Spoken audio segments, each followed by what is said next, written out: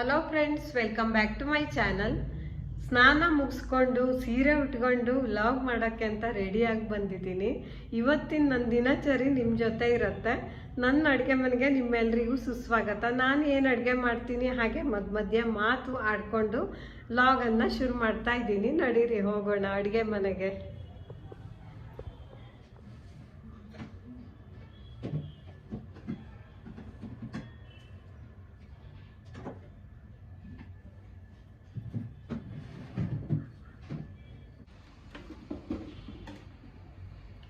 ಒಂದು ಬೀಟ್ರೂಟ್ ಸಾಂಬಾರು ಮಾಡ್ತೀನಿ ಇವತ್ತು.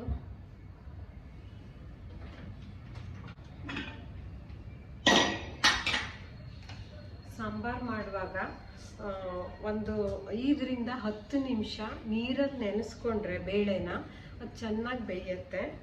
ಹಾಗಾಗಿ ಒಂದು ಸ್ವಲ್ಪ ನಾನು ನೆನೆಸಿಟ್ಕೋತೀನಿ.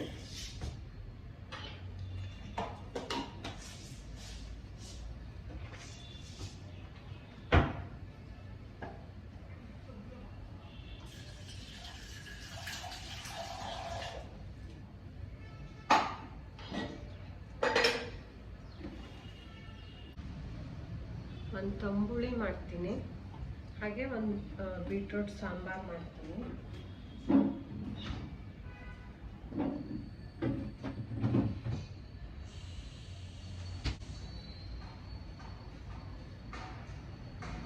ಇದನ್ನ ಮೊದಲು ಕಟ್ ಮಾಡ್ಕೊಂಡು ಬಿಡ್ತೀನಿ. ಇದನ್ನ ತೊಳ್ಕೊಂಡು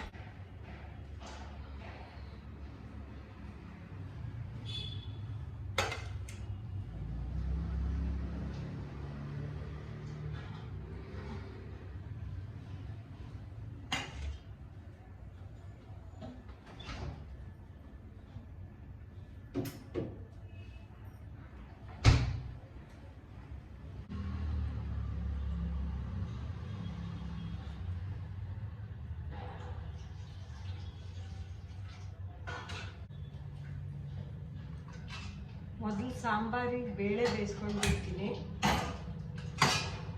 ಬೇಳೆ ಬೇಯೋಕೆ ಇಟ್ಕೊಂಡು ಹಾಗೆ ರೈಸನ್ನು ಮಾಡಕ್ಕೆ ಹೋಗ್ತಾ ಇದ್ದೀನಿ.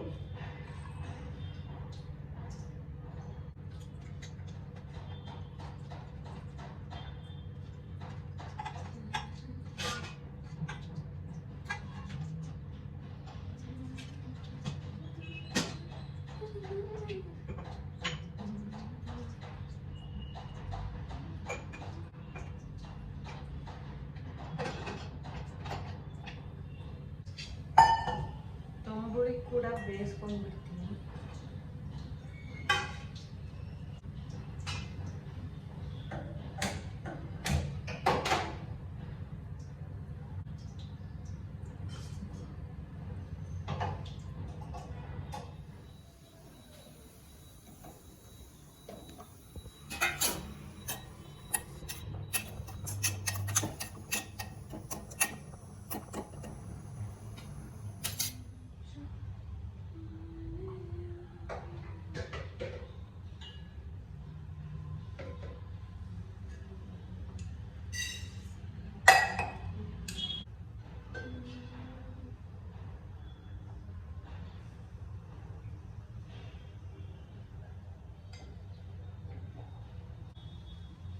ಅನ್ನ ಮಾಡುವಾಗಲೂ ಅಷ್ಟೇ ಒಂದು 5ರಿಂದ 10 ನಿಮಿಷ ನೀರಲ್ಲಿ ಅಕ್ಕಿಯನ್ನು ನೆನೆಸ್ಕೊಂಡ್ರೆ ಅದು ಚೆನ್ನಾಗಿ ಉದುರುದ್ರಾದ ಅನ್ನ ಆಗುತ್ತೆ, ಹಾಗೆ ಚೆನ್ನಾಗಿ ಬೇಯುತ್ತೆ.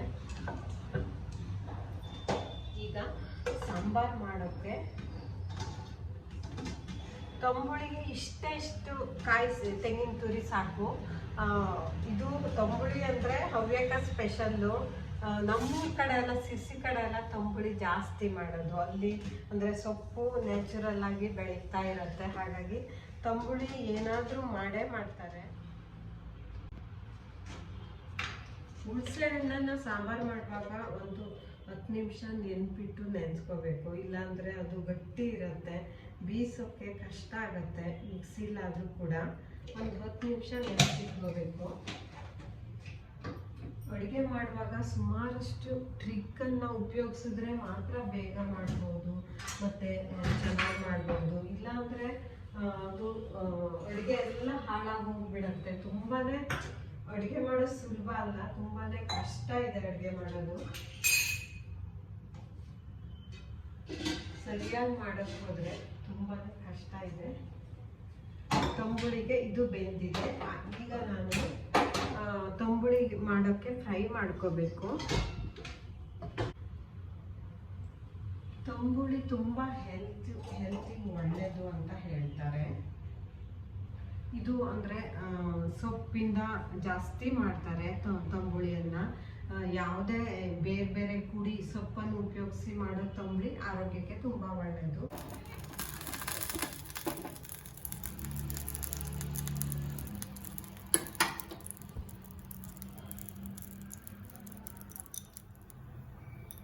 ಕಾಳುಮೆಣಸೇನು ಜಾಸ್ತಿ ಬೇಡ, ಒಂದು 3-4 ಕಾಳುಮೆಣಸನ್ನು ಹಾಕಿದ್ರೆ ಸಾಕು. ಕಾಳುಮೆಣಸು ಗೊತ್ತಿದೆಯಲ್ಲ, ತುಂಬ ಒಳ್ಳೆಯದು ಶೀತಕ್ಕೆಲ್ಲ. ಸ್ವಲ್ಪನೇ ನಾನು ಎಳ್ಳನ್ನು ಹಾಕ್ತಾ ಇದ್ದೀನಿ. ನಾನೇನು ಅಳತೆ ಮಾಡ್ಕೊಂಡಿಲ್ಲ.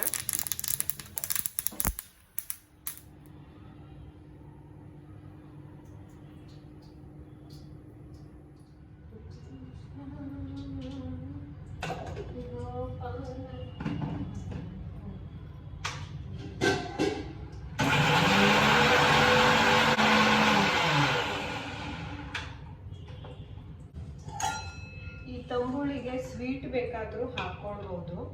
ಅಂದರೆ ಸ್ವೀಟ್ ಇಷ್ಟಪಡೋರು ಸ್ವಲ್ಪ ಸ್ವೀಟ್ ಹಾಕ್ಕೊಂಡ್ರೆ ಚೆನ್ನಾಗಿರುತ್ತೆ.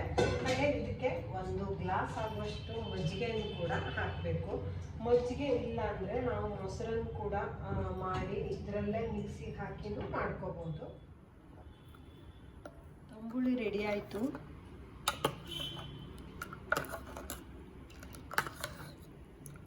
ಇದು ಅನ್ನಕ್ಕೂ ಕಲಿಸ್ಕೊಡ್ಬೋದು, ಹಾಗೆ ಕುಡಿಬೋದು.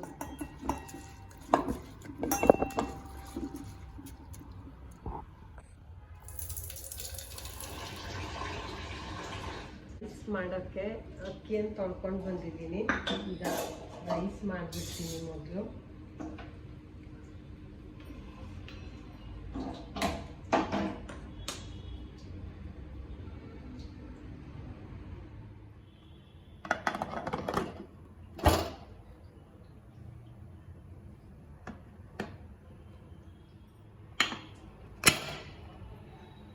ಸಾಂಬಾರು ಮಾಡೋಕ್ಕೆ ಬೀಟ್ರೂಟ್ ಎಲ್ಲ ಬೆಂದಿದೆ ಚೆನ್ನಾಗಿ. ಇದನ್ನು ಒಂದು ಪಾತ್ರಕ್ಕೆ ಮಾಡ್ಕೊತೀನಿ.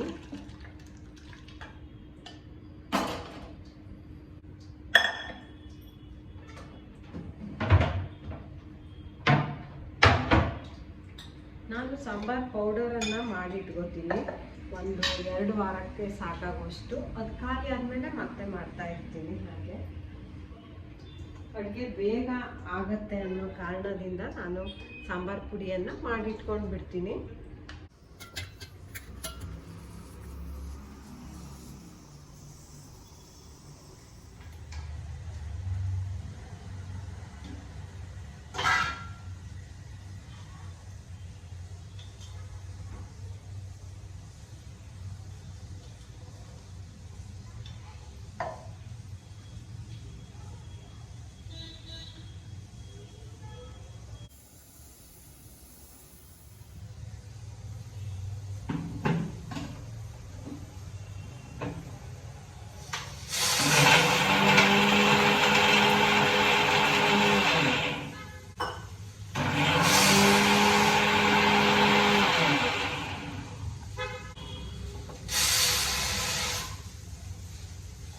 ಅನ್ನ ರೆಡಿ ಆಯಿತು. ಅನ್ನ ಒಲೆ ಬಂದ್ ಮಾಡ್ತಾ ಇದ್ದೀನಿ. 2-3 ಸೀಟಿ ಆದ ತಕ್ಷಣ ಒಲೆ ಆಫ್ ಮಾಡೋದೆ. ಇವಾಗ ರುಬ್ಬಿಟ್ಕೊಂಡಿರೋ ಸಾಂಬಾರನ್ನ ಇದಕ್ಕೆ ಹಾಕಿ ಕುದಿಸ್ಬಿಟ್ರೆ ಅಡುಗೆ ರೆಡಿ ಆಯಿತು ಇವತ್ತು.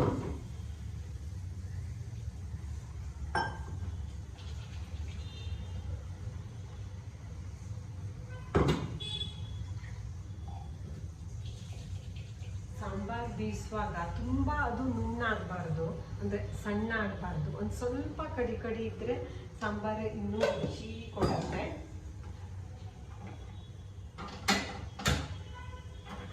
ಸಾಂಬಾರು ಕುದಿಯೋಕೆ ಇಟ್ಬಿಡ್ತೀನಿ ಇವಾಗ.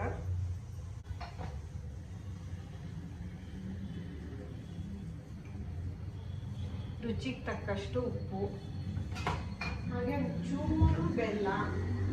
ಹುಣಸೆಹಣ್ಣು ಹಾಕಿರೋದ್ರಿಂದ ಸ್ವಲ್ಪ ಅಂದರೆ ಹುಳಿ ಆಗಿರೋದು, ಹುಳಿ ಮತ್ತು ಸ್ವಲ್ಪ ಹುಳಿ ತಕ್ಕ ಸ್ವಲ್ಪ ಸ್ವೀಟ್ ಹಾಕ್ತೀನಿ ಸಾಂಬಾರಿಗೆ. ಒಂದು ಅರ್ಧ ಸ್ಪೂನ್ ಆಗುವಷ್ಟು ಬೆಲ್ಲ ಹಾಕ್ತಾ ಇದ್ದೀನಿ.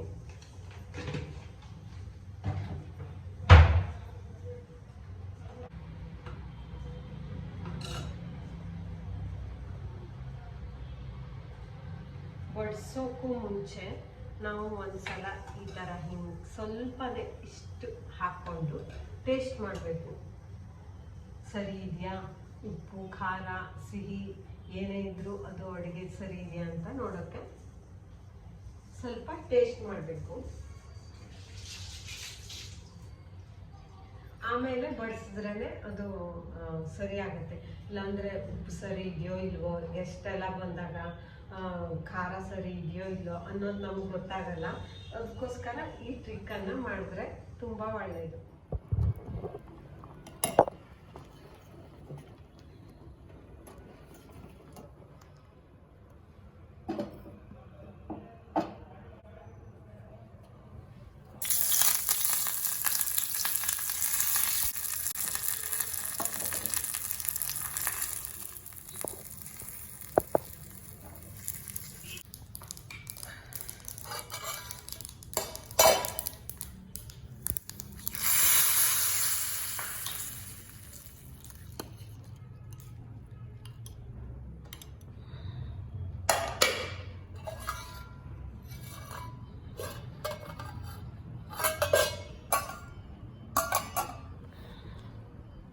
ರೆಡಿ ಆಯಿತು. ಬೀಟ್ರೋಟ್ ಸಾಂಬಾರು ಹಾಗೆ ಹೀರೆಕಾಯಿ ತಂಬುಳಿ ಹಾಗೆ ರೈಸು 3 ರೆಡಿಯಾಗಿದೆ. ಊಟ ಮಾಡೋದೊಂದೇ ಬಾಕಿ. ಒಂದು ಹೋಮ್ ರೆಮಿಡಿಯನ್ನು ಹೇಳಿ ಇವತ್ತಿನ ವ್ಲಾಗನ್ನು ಮುಗಿಸ್ತಾ ಇದ್ದೀನಿ. ಈ ಪಾತ್ರನ ಒಂದ್ಸಲ ನೋಡಿ. ಇದು ತುಪ್ಪ ಕಾಯಿಸಿರೋ ಪಾತ್ರ. ತುಪ್ಪ ಕಾಯಿಸಿದಾಗ ಆ ಪಾತ್ರ ಜಿಡ್ಡಾಗಿ ಗಟ್ಟಿಯಾಗಿ ಈ ಥರ ಅಂಟ್ಕೊಂಡು ಬಿಡತ್ತೆ. ತೊಳೆಯೋದು ತುಂಬಾ ಕಷ್ಟ. ಆಗ ನೀವು ಒಂದು ಚಮ್ನಲ್ಲಿ ನೀರು ತಗೊಳ್ಳಿ. ಹಾಗೆ ಆ ಪಾತ್ರದ ಅರ್ಧದಷ್ಟನ್ನು ನೀರು ಹಾಕಿ 1 ಸ್ಪೂನ್ ಆಗುವಷ್ಟು ಅಡುಗೆ ಸೋಡಾ ಅದಕ್ಕೆ ಹಾಕಿ 5 ನಿಮಿಷ ಕುದಿಯೋಕ್ಕಿಡಿ. ಕುದೀತಾ ಇದ್ದಂಗೆ ಅದು ನೊರೆ ನೊರೆ ಥರ ಬರುತ್ತೆ. ಆಫ್ ಮಾಡಿಬಿಡಿ. ಸ್ವಲ್ಪ ತಣ್ಣದ ನಂತರ ಅದನ್ನು ಚೆಲ್ಬಿಡಿ. ಚೆಲ್ಲಾದಮೇಲೆ ಅದನ್ನು ನೀವು ವಿಮ್ ಅಥವಾ ಯಾವುದೇ ಸೋಪಿಂದ, ಪಾತ್ರ ತೊಳೆ ಸೋಪಿಂದ ತೊಳಿಬೋದು. ತುಂಬ ಈಸಿಯಾಗಿ ಕ್ಲೀನಾಗಿ ಬರುತ್ತೆ. ಸ್ವಲ್ಪನೂ ಕೂಡ ನಿಮಗೆ ಕಷ್ಟ ಅನಿಸಲ್ಲ. ನೀವು ಕೂಡ ಇದನ್ನು ಫಾಲೋ ಮಾಡಿ, ನಿಮ್ಮ ಕೆಲಸ ಈಸಿ ಆಗುತ್ತೆ. ನೋಡಿ ಪಾತ್ರ ಎಷ್ಟು ಬಿಳಿಯಾಗಿ ಬರ್ತಾ ಇದೆ ಅಂತ. ಎಲ್ರಿಗೂ ಧನ್ಯವಾದಗಳು. ಮತ್ತೊಂದು ಹೊಸ ವಿಡಿಯೋದೊಂದಿಗೆ ಮತ್ತೆ ಬರ್ತೀನಿ.